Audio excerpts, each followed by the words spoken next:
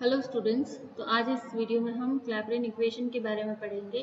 Clapeyron equation basically Clapeyron scientist था, उसने जो है वो 1834 में दिया था। उन्होंने कहा था कि कोई सिस्टम जो साम्यावस्था में है उसके दाब और ताप में होने वाले परिवर्तन तथा उसके साथ ही उसके ऊष्मा में होने वाले परिवर्तन के मध्य क्लैपेरन ने एक रिलेशन, थर्मोडायनेमिक रिलेशन जो है वो स्टैब्लिश किया और उसी रिलेशन को हम जो है वो क्लैपेरन इक्वेशन कहते हैं। हम डिराइव करेंगे अभी क्लैपेरन इक्वेशन क्या होती है, ठीक है। तो यहाँ पर हम लिखते हैं कि at constant temperature and pressure, constant temperature और प्रेशर पर जो है कोई दो प्रावस्थाएं जो साम्यावस्था में है, टू फेजेस इन इक्विलिब्रियम, ठीक है। कांस्टेंट टेम्परेचर और प्रेशर पर कोई दो फेज या प्रावस्थाएं जो है आपस में साम्यावस्था में है, तो उसे हम किस तरह से रिप्रेजेंट करते हैं, कुछ इस तरह से रिप्रेजेंट करेंगे, ठीक है। और साथ ही अगर इसकी कहूँ गिब्स फ्री एनर्जी क्या है, मैं कहूँ इसकी गिब्स फ्री एनर्जी Ga है, इसकी गिब्स फ्री एनर्जी जो है वो Gb है। तो difference of Gibbs free energy क्या होगा, G is equal to Gb। ये माइनस नहीं लिखो तो चलेगा, यहाँ पे कोई जरूरी नहीं है, क्योंकि हम क्या कह रहे हैं, इक्विलिब्रियम पर बात कर रहे हैं, तो वहाँ पे माइनस का कोई रोल रहता नहीं है, क्योंकि इक्विलिब्रियम पर तो आपकी गिब्स फ्री एनर्जी क्या होती है, जीरो ही होती है, ठीक है। तो ये है del G is equal to G B minus G A is equal to useful work. Okay, जितनी भी फ्री एनर्जी होगी जो हमें सिस्टम में मिलेगी या जो इस सिस्टम से जनरेट होगी वो यूजफुल वर्क के बराबर होगी, ठीक है। पर एट इक्विलिब्रियम हम तो ये सिस्टम कहाँ कह रहे हैं, इक्विलिब्रियम पर ये सिस्टम कैसा होगा, ये इक्विलिब्रियम पर बात कर रहे हैं, तो at equilibrium del G is equal to 0 होता है, ठीक है। तो यूजफुल वर्क भी क्या हो जाएगा, यूजफुल वर्क भी हमारा 0 हो जाएगा, ठीक है। इसके साथ ही ये जो पूरा इक्वेशन है वो भी किसके बराबर हो जाएगा, 0 हो जाएगा। क्लियर है इतना, ठीक है। तो ये हो गया 0। आप एक एक करके इसको नंबर दे दो भले, ये आपका फर्स्ट नंबर है, ये आपका सेकेंड लिख लो, ओके। इक्वेशन नंबर फर्स्ट और सेकेंड से अब बात करते हैं कि हमने तो क्या कहा है, हमारी जो क्लैपेरन इक्वेशन की जो डेफिनेशन है वो क्या कहती है, ताप और दाब में परिवर्तन के साथ। ये तो सब कब है, अब तक जो हमने पढ़ा ये सब कब है, जब कांस्टेंट टेम्परेचर और प्रेशर होगा, यानी कोई चेंज नहीं हो रहा हो उस समय पर। क्लैपेरन इक्वेशन तो किसको डिस्कस करती है, ताप और दाब में परिवर्तन के साथ ऊष्मा में किस तरह से परिवर्तन होता है उसके बारे में रिलेशन स्टैब्लिश करती है। तो हम यहाँ पे कहेंगे कि अगर ताप में बढ़ा दूं, अगर टेम्परेचर जो मैं है वो dt बढ़ा दूं, ये बढ़ा हुआ टेम्परेचर जो मैंने अभी बढ़ाया, ठीक है। तो टेम्परेचर अगर मैं बढ़ा दूं और साथ ही साथ प्रेशर भी मैं जो है वो बढ़ा दूं dp, if t plus td and p plus pd, then Gibbs free energy क्या हो जाएगी, गिब्स फ्री एनर्जी भी हमारी हो जाएगी कुछ इस तरह से ही हो जाएगी, ठीक है। ये गिब्स फ्री एनर्जी और ये इसकी गिब्स फ्री एनर्जी, ए की गिब्स फ्री एनर्जी भी dGA बढ़ जाएगी और बी की एनर्जी भी dG भी बढ़ जाएगी। क्लियर है इतना, ठीक है। अब देखते हैं कि वापस मैं कहूँ, ये जब मैंने टेम्परेचर बढ़ा दिया और टेम्परेचर बढ़ाने के बाद कुछ समय पश्चात वापस से इसमें क्या हुआ, एक साम्यावस्था स्टैब्लिश हो गई, तो वापस से हम कहेंगे at equilibrium. At equilibrium, equilibrium पर वापस क्या स्थिति बनती है वो हम यहाँ पे कहेंगे एट इक्विलिब्रियम। तो यहाँ पे क्या था, जब हमारे पास ओनली क्या था, टेम्परेचर और प्रेशर था, ठीक है। अब हमने क्या किया है, बढ़ा हुआ टेम्परेचर और बढ़ा हुआ प्रेशर लिया है, ओके। उसमें कुछ चेंजेस किए, टेम्परेचर इतना dt बढ़ा दिया और प्रेशर इतना dp बढ़ा दिया। उस समय जो है हमारी गैस फ्री एनर्जी भी तो चेंज हुई, तो फिर हमारी इक्वेशन भी चेंज होगी, ठीक है। तो यहाँ पे एट इक्विलिब्रियम क्या लिखूंगी मैं, GB plus DGB is equal to GA plus DGA। Clear है इतना, ठीक है। तो यहाँ तक हमने ये कर दिया। अब हम क्या कर सकते हैं, यहाँ से या तो आप चाहे तो डायरेक्ट यहाँ से इस GB को इस GA से कैंसिल कर दो, क्योंकि अब हम यहाँ क्या लिखने वाले हैं, हम यहाँ पे लिखेंगे फ्रॉम इक्वेशन 1, इसको नंबर लगा दो 3। 1 में क्या है, 1 कह रहा है कि GB is equal to GB minus GA है, ठीक है। GB माइनस GA है और वो किसके बराबर है, 0 के बराबर है। तो GB is equal to GA हो जाएगा, मतलब ये दोनों बराबर ही हो जाएगा। या फिर आप डायरेक्ट लिख सकते हो कि GB माइनस GA 0 के बराबर है। तो यहाँ पे अगर आप इसको इस साइड लेके आना चाहो, ठीक है, तो ये क्या आ जाएगा, माइनस में आ जाएगा, तो फिर आप इसको 0 कर सकते हो। तो पीछे क्या बचा आपके, DGA is equal to DGB, यही बचा, ठीक है, ये बच गया पीछे आपके। क्लियर है इतना, ओके। नाउ अभी देखते हैं हम, ये हो गई आपकी इक्वेशन नंबर 4। आप चाहो तो इसको डायरेक्ट कैंसिल आउट भी कर सकते हो इस तरह से। क्लियर है इतना, ठीक है। चलो अब हम कहते हैं कि आपको वापस से एक फॉर्मूला याद करना है जो हमने पिछली क्लासेस में पढ़ा है। क्या फॉर्मूला है कि dg की वैल्यू क्या होती है, थर्मोडायनेमिक रिलेशन क्या होता है, dg का होता है vdp माइनस sdt। क्या होता है, vdp माइनस sdt, ओके। तो सिंपली अगर ये भी क्या है हमारा, dga है dgb है, तो यहाँ पे दो तरह के समीकरण बन जाएंगे, ओके। एट इक्विलिब्रियम अगर A इक्विलिब्रियम में है B के साथ, ठीक है, तो उस केस में आप DGA लिख सकते हो, किसके बराबर होगा, वो VADP माइनस SADT के लिए लिखेंगे। और B के लिए किस तरह से लिखेंगे, गैस फ्री एनर्जी, B के लिए लिखेंगे हम VBDP माइनस SBDT, ये लिखेंगे इस तरह से, ठीक है। तो ये हो गया 6, ये हो गया 7। क्लियर है इतना, ओके। अब हमें क्या करना है, अब हमें इसको जो है वो बराबर लिख देना है। कुछ भी इसमें टफ या कुछ मैथमेटिक्स ज़्यादा वाला सिस्टम है नहीं, बिल्कुल सा सिंपल सा है ये, ठीक है। डेरिवेशन ये लिखेंगे हम, क्योंकि यहाँ पे हमने कहा DGA बराबर होता है DGB के, तो ये हमारे इक्वेशन नंबर 6 और 7 है, तो इसको भी हम क्या कर देंगे, बराबर कर देंगे। तो VADP minus SADT is equal to VBDP minus SBDT। Clear है इतना, इसे लिखते हैं इक्वेशन नंबर 8, ओके। नाउ अब आपको क्या करना है, वेरिएबल को एक साइड ले आओ, वेरिएबल्स को एक साइड ले आओ। देखो सेम वेरिएबल को सेम साइड ले आओ, ये वॉल्यूम वाला वेरिएबल है, ठीक है, तो इसको इस साइड ले आओ, ये चला जाएगा उधर और ये चला जाएगा इधर, ये माइनस में है, इधर आएगा तो क्या हो जाएगा, प्लस का हो जाएगा, ठीक है। तो ये हो जाएगा हमारा, अगर मैं इधर भी लिख दूँ ताकि हमें इजी रहेगा फिर समझने के लिए। चलो एक बार लिख देते हैं इसी तरह से, SBDT minus SADT is equal to VBDP minus VADP, okay. और फिर आप यहाँ पे क्या करेंगे, ये dt और dt कॉमन है तो कॉमन ले लेंगे, तो ये हो जाएगा आपका SB माइनस SA, ये हो जाएगा dt is equal to VB minus VADP। अब आपको क्या करना है, इस dt को ले जाओ इधर ठीक है।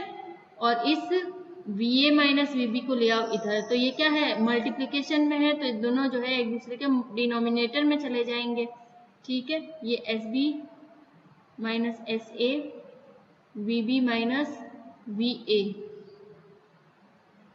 DP बाय DT, ये हो गया 9। ओके, ये del S by del V is equal to DP by DT। Clear है इतना? ठीक है, यहां तक हम पहुंच गए हैं। ये है हमारा मान लो इक्वेशन नंबर 10। ओके, अब आपका एक वेल नोन फॉर्मूला है गिब्स फ्री एनर्जी का, del G is equal to del H minus T del S है। ठीक है, तो यहाँ पे वही वाला हम यूज कर रहे हैं। यहाँ पे देखो, Gibbs free energy at equilibrium, तो क्या होता है, हम सब कुछ क्या पढ़ रहे हैं यहाँ पे, इक्विलिब्रियम पे ही पढ़ रहे हैं। ठीक है, एट इक्विलिब्रियम जो है वो डेल G क्या होता है, 0 होता है, तो यहाँ पर भी 0 हो जाएगा। ओके, हम यहाँ लिखेंगे del G 0 is equal to del H minus T del S। Okay, अब जो है ये माइनस में है, T डेल S उधर जाएगा बराबर के, तो ये हो जाएगा प्लस में, और ये डेल H। क्लियर है इतना? ओके ना, यहाँ पे हम लिखेंगे डेल S की वैल्यू निकालनी है हमें। ये निकल गई डेल S की वैल्यू, ये क्या है, इक्वेशन नंबर 11।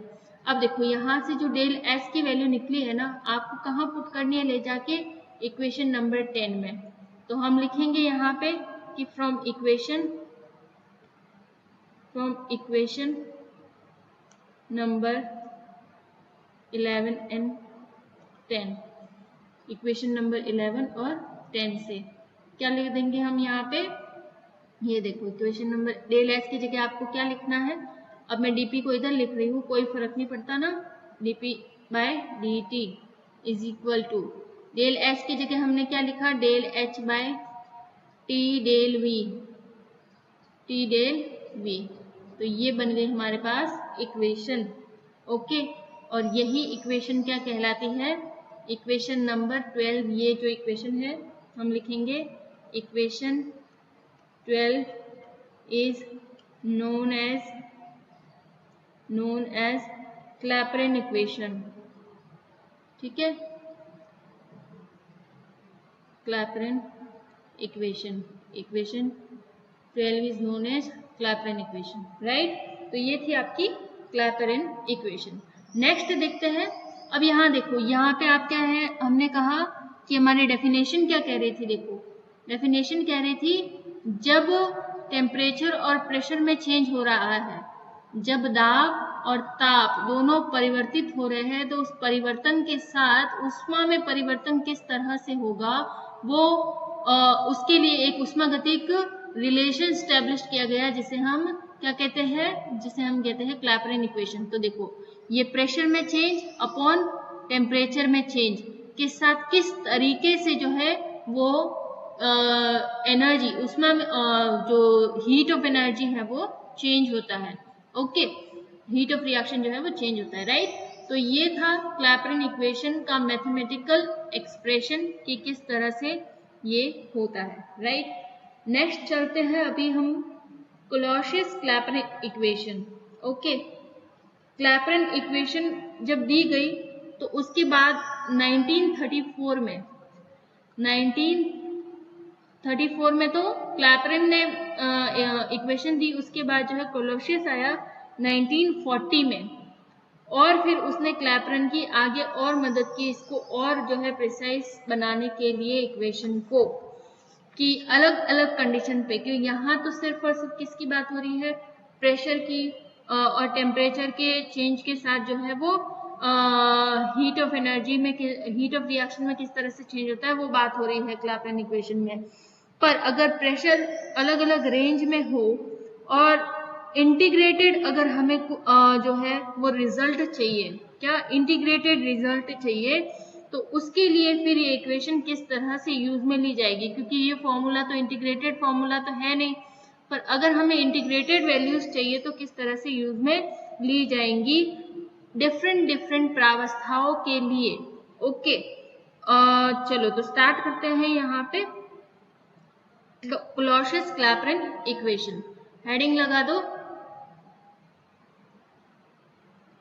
यहाँ पे सॉरी, क्लॉसियस-क्लैपेरन इक्वेशन।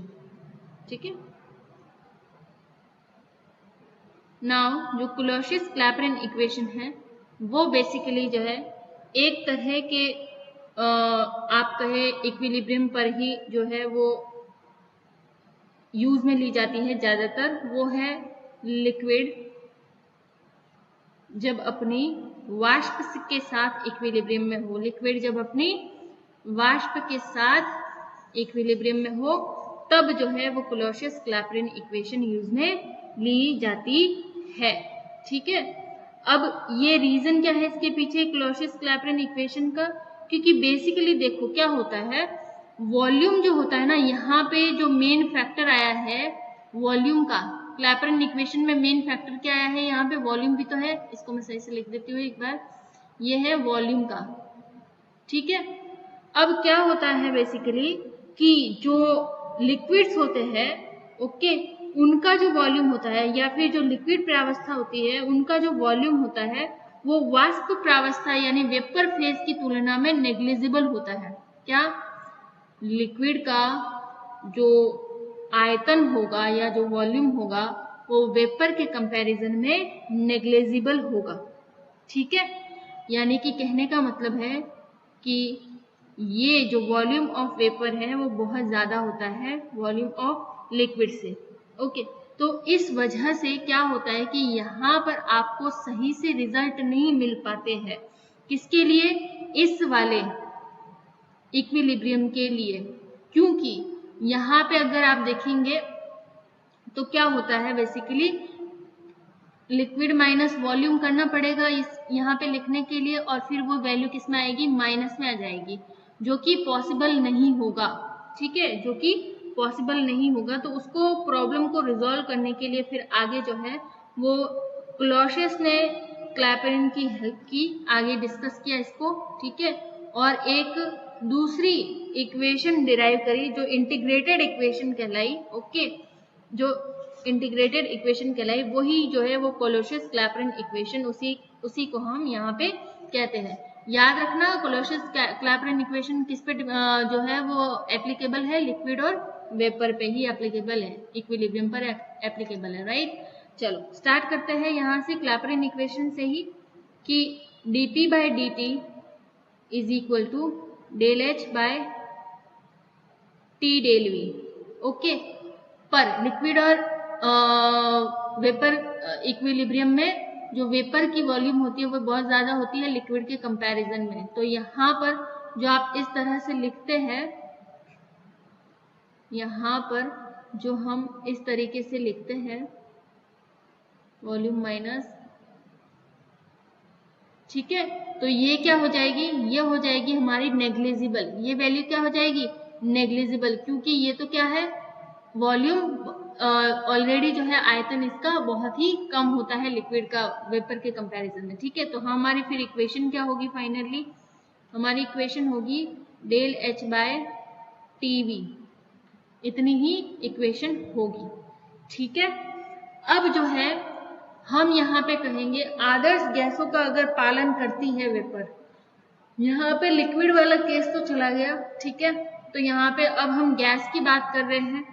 अगर गैस की बात कर रहे हैं तो एक हम हमेशा हमारा रूल क्या होता है, हम पहले आदर्श या आइडियल कंडीशंस लेते हैं। कोई भी इक्वेशन डिराइव करनी हो हम आइडियल कंडीशंस लेते हैं। तो यहाँ पर भी हम वही कर रहे हैं कि if the vapour is ideal gas, अगर आपकी वेपर जो है वो आइडियल गैस है तो PV is equal to RT आएगा। ठीक है, आइडियल गैस के लिए इक्वेशन है ये, PV is equal to RT आएगा। यहाँ से आप क्या करेंगे? V की वैल्यू जो है वो निकाल लेंगे। ओके, इक्वेशन को नंबर दे देते हैं हम यहाँ पे। ओके, ये जो है हमारा 2। फाइन, तो फ्रॉम इक्वेशन 1 and 2 ये हो जाएगा dp by dt is equal to del H by T RT by P, यही हुआ। ठीक है, V की जगह हमने क्या लिख दिया, RT by P। अब ये जो है आप इसको इस तरीके से भी तो लिख सकते हैं। देखो ये P क्या है, अपॉन में है तो ऊपर चला जाएगा, तो आप इसको इस तरीके से भी लिख सकते हैं। ये ऊपर चला गया P आपका, ठीक है, और ये क्या है RT स्क्वायर हो गया, ऊपर गया। मतलब कि अगर आप चाहो तो इसको किधर ले आ सकते हो, इस साइड भी ले आ सकते हो। ठीक है, बराबर के उस साइड जाएगा तो ये क्या जाएगा, डिनोमिनेटर में चला जाएगा। तो यहाँ पे आप लिख सकते हैं dp by p dt is equal to del H by RT square. Clear है इतना? ओके। अब जैसा कि हमने पढ़ा है लास्ट क्लासेस में भी कि dp by p का रिलेशन क्या होता है, डेल ln बाय t। इसे आप d log e p भी कह सकते हैं, दोनों एक ही बात होती है। ln क्या होता है, ln log e के बराबर ही होता है, दोनों एक ही बात है। ठीक है, ln log e के बराबर, ये दोनों एक ही बात है। क्लियर? तो यहाँ पे जो है हम आगे इक्वेशन लिखते हैं, ये हमारी इक्वेशन नंबर 3। आगे इक्वेशन लिखते हैं d ln p, कहाँ से आया, ये dp by p लिखा हुआ है यहाँ पे, तो उसके लिए हमने ये लिखा है क्योंकि इसके बराबर होता है। और ये dt is equal to del h by RT square, del h by RT square. Clear इतना? ओके। इसके बाद जो है ये dt किधर चला जाएगा, इधर चला जाएगा बराबर के, तो ये हो जाएगा हमारा equation d ln p is equal to del h by r, 1/t लिख देती हूँ मैं इसको क्योंकि हमें इसको इंटीग्रेट करना पड़ेगा, और ये dt इधर आया तो ये हमने लिख दिया dt। क्लियर? अब हम लिखेंगे यहाँ पे, ये है इक्वेशन नंबर 4 हमारी। On integration of equation number 4, equation 4 को इंटीग्रेट करने पर, taking integration of equation number 4, तो यहाँ लिखते हैं हम d ln p, ये डेल h और r बाहर आ जाएगा, डेल h हमें कैलकुलेट करना था। ठीक है, r यहाँ पे कांस्टेंट है, ये हो जाएगा 1/t स्क्वायर dt। ओके, अब कल ही हमने जो है वो इसको सॉल्व किया है। आपको पता करना हो कि 1/t dt के लिए -1/t कैसे आया, तो आप जो है वो लास्ट क्लासेस प्लीज जाके देखो वापस से। ओके, कि 1/t स्क्वायर dt जो है उसको इंटीग्रेट करते हैं तो -1/t आता है, और किस तरह से आता है ये हम लास्ट क्लास में जो है अच्छे से एक्सप्लेन कर चुके हैं। ठीक है, तो हम यहाँ पे डायरेक्ट लिखेंगे d ln p is equal to del h by r, ये हो जाएगा हमारा -1/t, जिसे आप डायरेक्ट लिख सकते हैं इस तरह से भी, minus del h। Okay okay okay fine. हाँ, ये ना, ये भी तो हुआ इंटीग्रेट, तो इंटीग्रेशन से डिफरेंशिएशन का साइन यहाँ पे हट जाता है, ये याद रखना। ठीक है, तो ये आएगा सिर्फ ln, और यहाँ पे जब इंटीग्रेशन आप ले लेंगे तो उसके बाद जो है इंटीग्रेशन का साइन हटके क्या आ जाएगा, कांस्टेंट आ जाएगा। राइट? तो फाइनल जो इक्वेशन होगी यहाँ पे वो होगी आपका minus del H by RT plus C. तो ये है यहाँ पे क्लॉसियस-क्लैपेरॉन इक्वेशन। राइट? अब ये तो हो गई, चलो ठीक है, क्लॉसियस-क्लैपेरॉन इक्वेशन हमें यहाँ पे मिल गई, ये इक्वेशन नंबर 5 जो है वो मिल गई। पर यहाँ पे ये बात कंप्लीट होती नहीं है। क्यों? क्योंकि हमें क्या कहा गया है कि अलग अलग टेम्परेचर और प्रेशर होगा। कैसे होगा? क्योंकि हम कह रहे हैं कि प्रेशर और टेम्परेचर तो चेंज होगा, तो यानी कि अलग अलग ही होगा। ठीक है, तो यहाँ पे ये पूरी तरह कंप्लीट नहीं होता। आगे और हम देखेंगे कि if T taken in range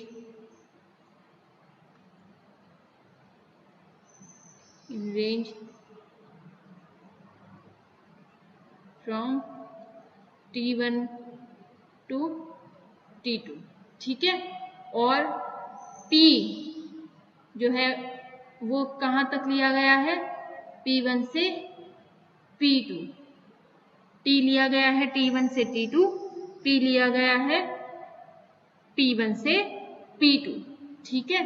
okay, तो जब टेम्परेचर T1 है उस केस में आपकी इक्वेशन क्या होगी? उस केस में इक्वेशन होगी ln P1 is equal to minus del H by R T1 plus C, right. और जब टेम्परेचर T1 और प्रेशर P1 है उस केस में ln P1 is equal to minus del H by R T1 plus C होगा।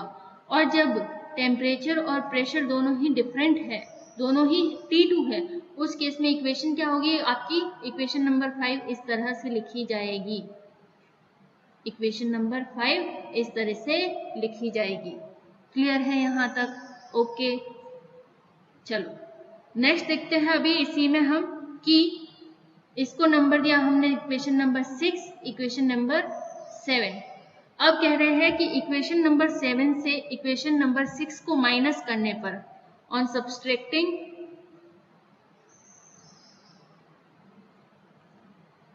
Equation 6 from 7, 6 को 7 से minus करने पर, तो माइनस करेंगे तो क्या होगा? ln P2 minus ln P1 हो जाएगा। क्या? ln P2 माइनस P1 हो गया। ओके, और ये क्या हो गया? ये लिखा हमने del H R T plus C minus del H R T1 plus C. तो ये बाहर माइनस है, तो ये क्या अंदर भी माइनस होगा, तो माइनस सी से प्लस सी कैंसिल हो गया, ठीक है। और ये बाहर माइनस है और अंदर भी माइनस है, तो ये क्या हो गया? प्लस हो गया। तो यहाँ पे ये ln P2 minus ln P1 लिखेंगे और ये हो जाएगा आपका del H R T2 plus del H R T1। Clear है इतना? ओके, और जैसा कि मैंने प्रीवियस क्लासेस में आपको बताया है ln A minus ln B हो तो हम किस तरह से लिखते हैं उसको? ln A by B।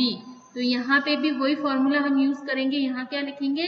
ln T2 by P1 is equal to, ये हो जाएगा हमारा क्या? Minus del H by R हम यहाँ पे क्या ले लेंगे? कॉमन ले लेंगे। डेल एच बाय आर यहाँ पे कॉमन ले लेंगे, तो अंदर क्या रहेगा? अंदर रहेगा आपके पास T2 plus 1 bye T1। Okay, इसको हम सॉल्व करते हैं। ये वाले को देखो, इसको आप इस तरीके से लिख सकते हैं 1 bye T1 minus 1 bye T2। तो ये लिखेंगे T1 बाय T2। ये इससे कैंसिल हुआ, मल्टीप्लाई किया T2 से, एलसीएम लेना आता है, ठीक है। ये T1। क्लियर यहाँ तक? ओके, चलो, तो यहाँ पे ये मिला हमें T2 minus T1 bye T1 T2, right. ये लिखेंगे हम फिर P2 by P1 is equal to del H by R T2 minus T1 T2। Okay, ये हो गई इक्वेशन नंबर हमारी 6, 7 और ये हो गई इक्वेशन नंबर हमारी 8। So the equation number 8 is called the integrated form of Clausius-Clapeyron equation. आपकी क्लॉसियस इक्वेशन कौन सी थी? क्लॉसियस इक्वेशन थी आपकी ये वाली, ठीक है। और ये वाली क्या है आपकी? क्लॉसियस-क्लैपेरॉन इक्वेशन का इंटीग्रेटेड फॉर्म। तो यहाँ पे लिखेंगे हम equation 8 is integrated form of, integrate कहाँ से किया है, जब P1 P2 हो और T1 T2 हो। तो equation number 8 is integrated form of Clausius-Clapeyron equation, right. चलो, तो यहाँ पर ये दोनों इक्वेशंस जो है हमारी कंप्लीट होती हैं। नेक्स्ट क्लास में हम इनके एप्लीकेशंस पढ़ेंगे क्लॉसियस-क्लैपेरॉन इक्वेशन के। ओके, यहीं पे वाइंड अप करते हैं।